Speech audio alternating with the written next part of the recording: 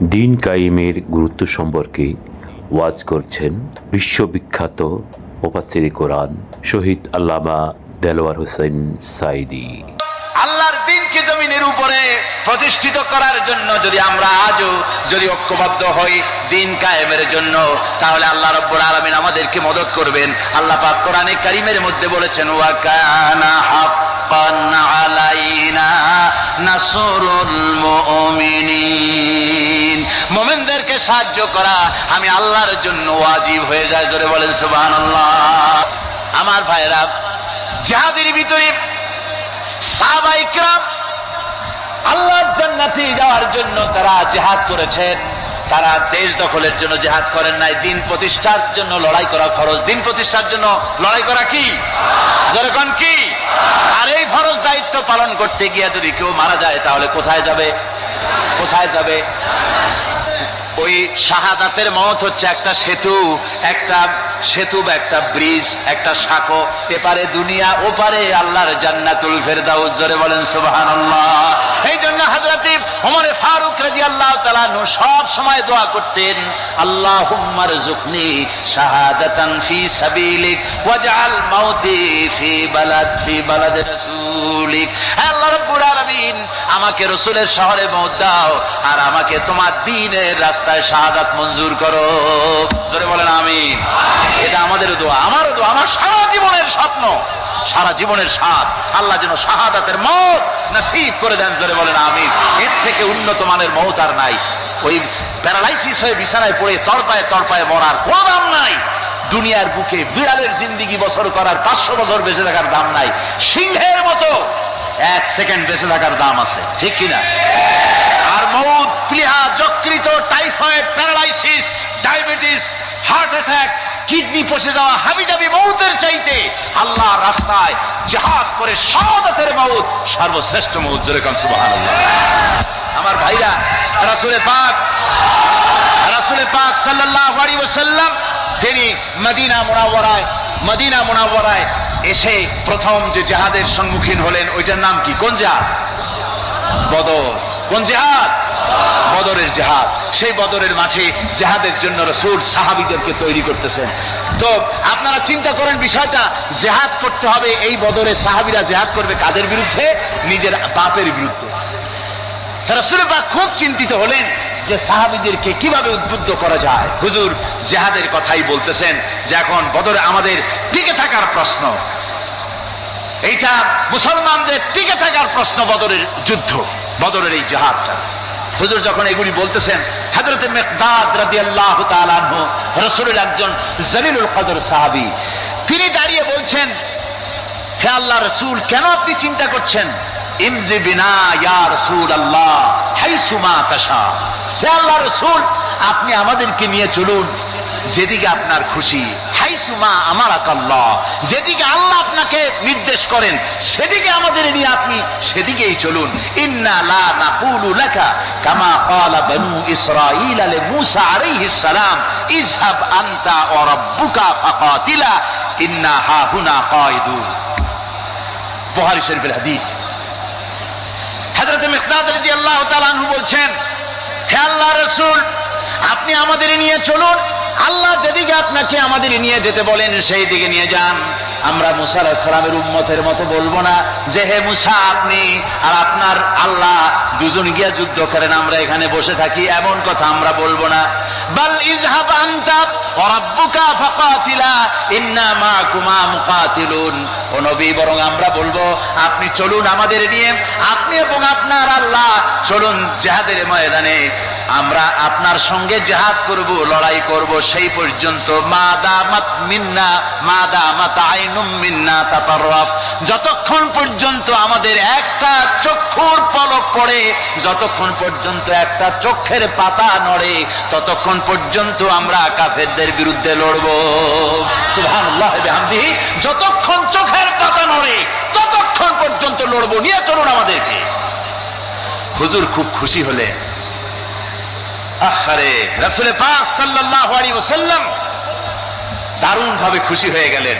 হুজুর বললেন, ও সাহাবীরা, তোমাদের মানসিক অবস্থা যখন এই কুমু বিনা ইলা জান্নাতিন, চলো আমার সাথে বেহেশতের দিকে। সুবহানাল্লাহ, সবাই বলেন সুবহানাল্লাহ। কুমু বিনা ইলা জান্নাতি আরদুহা কারদিস সামাওয়াতি ওয়াল আরদ, সেই বেহেশতের দিকে চলো যে বেহেশতের বিশালতা প্রশস্ততা এই পৃথিবী এবং আকাশের চাইতে অনেক বড়, সেই বেহেশতের দিকে চলো। ফাকামা উমাইর বিন হামাম ওয়া কানা ইয়াকুলুত তামার, হযরত উমাইর বিন হামাম এক যুবক, তিনি দাঁড়িয়ে গেলেন। আমার মুসলমান ভাইরা, যুবকদের অবদান কিন্তু ইসলামে সব চাইতে বেশি। জোরে কোন সুবহানাল্লাহ। কাদের অবদান বেশি?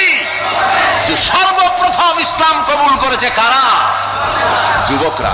হযরত আবু বকর, হযরত ওমর রাদিয়াল্লাহু তাআলা আনহু, তাদের বয়স যুবক বয়স ছিল, যুবক বয়সে তারা ইসলাম কবুল করেছেন। হযরত আলী যুবক ছিলেন, এই জন্য যুবকদের ইবাদতের সওয়াব বেশি। রাসূল পাক বলেছেন কিয়ামতের ময়দানে যেদিন কোন ছায়া থাকবে না আরশে আজিমের নিচে 7 শ্রেণীর লোকেরা ছায়া পাবে, তার মধ্যে এক শ্রেণী হচ্ছে ওয়াশাবুন নাশা ফি ইবাদাতিল্লাহ, ওই যুবকেরা যারা নাকি রাত গুজরান করে, রাত কাটায় আল্লাহর ইবাদতে, রাত জাগে আল্লাহর ইবাদত করে। জোরে কর সুবহানাল্লাহ। বুড়োদের 100 বার আল্লাহ বলা আর এক যুবকের একবার আল্লাহ বলা, বৃদ্ধের সারা সপ্তাহ তাহাজ্জুদ পড়া আর যুবকের এক রাতের তাহাজ্জুদ পড়া মনে হয় তার থেকেও বেশি। কন সুবহানাল্লাহ। তাই বলে বৃদ্ধ যারা, তারা কিন্তু হতাশ হবেন না, ওই যৌবনকাল আপনিও পেরিয়ে এসছেন, ঠিক না? সুতরাং যুবকদের অবদান বেশি। হযরত উমাইর বিন হামাম রাদিয়াল্লাহু তাআলা আনহু, তিনি দাঁড়িয়ে গেলেন, তার হাতে ছিল ওয়া কানা ইয়াকুলুত তামার, তিনি খরমা খাচ্ছিলেন, হাতে ছিল কয়েকটা খরমা। তিনি খরমাগুলি হাতে নিয়ে দাঁড়িয়ে বলছেন ওয়া ক্বালা বাখবাখ, তিনি বলছেন বাখবাখ শব্দ এটা হচ্ছে লোকাল মুহাল্লিয়া, অর্থাৎ আঞ্চলিক শব্দ। এর অর্থ হচ্ছে মা আযামাহু ওয়া মা আহসানাহু। কি আশ্চর্য, কি সুন্দর, কি বিরাট, কি সুন্দর কথা আপনি বললেন হে রাসূল। জান্নাতুন আরদুহা কারদিস সামাওয়াতি ওয়াল আরদ, এমন বেহেশত পাওয়া যাবে জিহাদ করলে যে বেহেশতের বিশালতা প্রশস্ততা এই বিশাল আকাশের চাইতে, জমিনের চাইতে বেশি। ওয়াল্লাহি লাউ কুনতু হাইয়ান হাত্তা আকুলাহুন্না, আমি যদি, ওয়াল্লাহি আল্লাহর কসম, আমি যদি এই খরমাগুলো যদি খাইতে থাকি, ইন্নাহা লা হায়াতুন তাবিলা, তাহলে তো এটা অনেক লম্বা হায়াত লাগবে। এই খরমাগুলি খাইতে অনেক সময় লাগবে, বেহেশতে যাইতে দেরি হয়ে যাবে। সুতরাং এই খরমা তো আর খাওয়া যাবে না। ফারামা বিহিন্না, হাতের খরমাগুলি সব ফেলে দিয়ে জিহাদের ময়দানে লাফায় পড়লেন। অনেকগুলি কাফেরকে জাহান্নামের খাতে উতরায় দিয়া হযরত ওমর নিজেও শাহাদাত বরণ করলেন। জিহাদের শেষে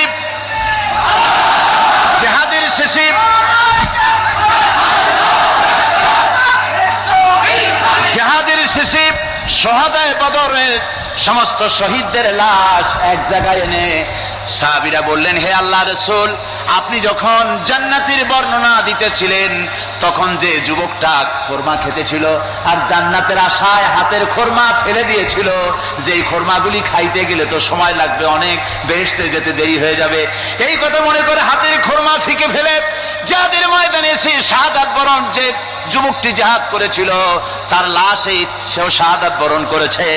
রাসূল পাক হযরত ওমরের চেহারার দিকে লক্ষ্য করে তার দিকে অঙ্গুলি সংকেত করে হুজুর বলছেন, ইন্নাকা মিন আহলিহা, ওমর, যে বেহেশতের জন্য তুমি খরমা খাওয়ার ধৈর্য ধরতে পারো নাই, আমি নবী সাক্ষী দিচ্ছি তুমি সেই জান্নাতের অধিবাসী। আমার ভাইয়েরা, ওই জান্নাতে যাওয়ার জন্য, আল্লাহর দ্বীনকে প্রতিষ্ঠার জন্য আমাদেরকে ঐক্যবদ্ধ হতে হবে। আল্লাহর দ্বীনের জন্য, আল্লাহর নবীর যে আদর্শ, সে আদর্শ প্রতিষ্ঠার জন্য এগিয়ে আসতে হবে। যদি আমরা তা করতে পারি, আমরা সংখ্যায় কত, আমাদের অস্ত্র আছে কি নাই, আমাদের জনবল কত, আমাদের সৈন্যবল কত, এগুলি প্রশ্ন না। প্রশ্ন হচ্ছে ولا تهنوا ولا تحزنوا وأنتم الأعلون إن كنتم مؤمنين। কোনো ভয় নাই, কোনো চিন্তা নাই, যদি তোমরা মুমিন হও আমি আল্লাহ তোমাদেরকে বিজয়ী করব। জোরে বলেন সুবহানাল্লাহ। মুসলমানেরা তো সেই জাতি, যাদের ময়দানে যখন মুসলমানদেরকে সাহায্য দরকার হয়েছে, আল্লাহ রাব্বুল আলামিন আকাশ থেকে ফেরেশতা নাজিল করেছে কিনা কোন? কবি বলছেন, ফিজায়ে বদরি पैदा कुन फरिश्ते तेरी नसरत को उतर सकते गर्दों से कतर अंदर कतार भी। বদরের মুসলমানদের মতো ঈমান যদি আজও তোমরা আনতে পারো, তোমাদের ভিতরে হয়ে যায়, তাহলে আল্লাহ রাব্বুল আলামিন তোমাদের জন্য কাতারে কাতারে ফেরেশতা তোমাদের জন্য নাজিল করে দিতে পারেন। তোমরা সেই জাতি, তোমরা সেই মুসলমান। ফিরে আসো ইসলামের দিকে, ফিরে আসো দ্বীনের দিকে, রাসূলের সঙ্গে মহব্বতটা জুড়ে দাও। কি মুহাম্মদ সি ওফাতুনে তু হাম তেরে হ্যাঁ, ये जहां चीज ही क्या लोहे कलम तेरे। মুহাম্মদ সাল্লাল্লাহু আলাইহি ওয়াসাল্লামের সঙ্গে তুমি যদি মহব্বতের সম্পর্ক স্থাপন করতে পারো, অনুসরণ আর অনুকরণের, তাহলে আকাশ আর জমিন তো দূরের কথা, লোহ কলম পর্যন্ত আল্লাহ তোমার জন্য করে দিবেন। আমিন।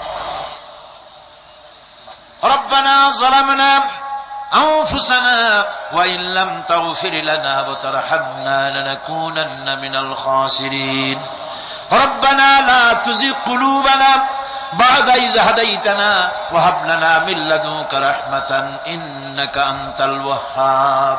أي الله تعالى লক্ষ জনতা নিয়ে তোমার দরবারে গুনার বোঝা মাথায় নিয়ে হাত তুলেছি, দয়া করে তোমার আরশে আজিম থেকে আমাদের দিকে রহমতের নজরে তাকাও, আমাদের জীবনের সমস্ত গুনাহ খাতা মাফ করে দাও, আমাদেরকে তোমার মকবুল বান্দাদের মধ্যে আমাদের শামিল করে নাও।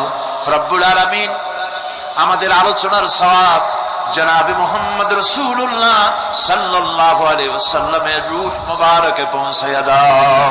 আয় আল্লাহ তাআলা, এ মাহফিলের আয়োজন যারা করল, লক্ষ লক্ষ টাকা ঋণগ্রস্ত তারা হয়ে আছেন, তোমার বান্দাদেরকে এই বিশাল কোরআনের মাহফিলে সহযোগিতা করার তৌফিক দান করে দিও রব্বুল আলামিন।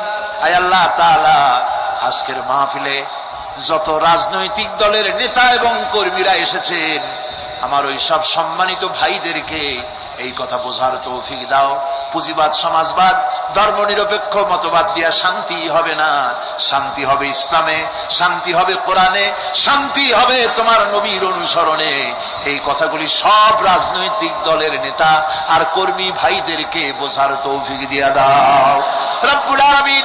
যারা বর্তমানে সরকার চালাচ্ছেন, ক্ষমতায় যারা আছেন, হায় আল্লাহ, তাদের মন মগজের মধ্যে ইসলামের সঠিক জ্ঞান দান করে দাও রব্বুল আলামিন। আমার দেশের কলেজ বিশ্ববিদ্যালয়ের মুসলমান ছাত্র ছাত্রীগুলিকে আল্লাহ বিদেশি স্বদেশি সব রকমের ষড়যন্ত্রের হাত থেকে আল্লাহ তুমি রক্ষা করো রব্বুল আলামিন। এই মাহফিলকে তোমার দরবারে মঞ্জুর করো। আল্লাহ তাআলা, আমাদের রোগ ব্যাধিকে তুমি মাফ করো। আগামীকাল এই মাহফিলের শেষ দিন, এই মাহফিল তোমার দরবারে আমরা তোমার দরবারে আরজ করি। মাহফিল পরিচালনার দায়িত্ব তুমি নিজের কুদরতি হাতে গ্রহণ করো আল্লাহ। আয় আল্লাহ, মানুষকে হেদায়েত দাও, হেদায়েতের নিয়ামত দিয়ে আমাদের ধন্য করো। কোরআন বোঝার তৌফিক দাও। ইসলামের প্রতি যাদের মনের মধ্যে বিদ্বেষ, আল্লাহ, মুসলমান সাংবাদিক, মুসলমান কবি, মুসলমান সাহিত্যিক, মুসলমান রাজনীতি, অথচ ইসলামরে বলে মৌলবাদ, ইসলামরে বলে সাম্প্রদায়িক, ইসলাম ভালো লাগে না, অন্য ধর্মেরটা ভালো লাগে, নিজের ধর্মেরটা ভালো লাগে না, নিজের ইসলাম পছন্দ হয় না। মাবুদ, এই সব বুদ্ধিজীবী কবি সাহিত্যিক আর সাংবাদিকদের জন্য আল্লাহ তোমার কাছে দোয়া করি রব্বুল আলামিন, এদের মগজকে তুমি কোরআন দিয়ে ধোলাই করে দাও, কোরআন বোঝার তৌফিক তাদের দাও, তাদের সকলকে খাঁটি মুসলমান বানাও আল্লাহ। আমার এই দেশ 56,000 বর্গ মাইলের, তোমার হাবিবের পৃথিবীর দ্বিতীয় বৃহত্তম মুসলিম দেশ বাংলাদেশ, এই দেশের প্রতি ইঞ্চি স্বাধীনতা তুমি হেফাজত করো বাবু। এদেশে কোরআনের রাজ কায়েম হয়েছে, এই দৃশ্য আমাদের চোখে দেখে মরার তৌফিক দেই বাবু। ربنا تقبل منا إنك أنت السميع العليم وتب علينا إنك أنت التواب الرحيم سبحان ربك رب العزة عما يصفون وسلام على المرسلين আলহামদুলিল্লাহি রাব্বিল আলামিন ওয়াজআল আখিরা কালিমাতিনা ইনদাল মাউত লা ইলাহা ইল্লাল্লাহু মুহাম্মাদুর রাসূলুল্লাহ। আসসালামু আলাইকুম ওয়া রাহমাতুল্লাহ।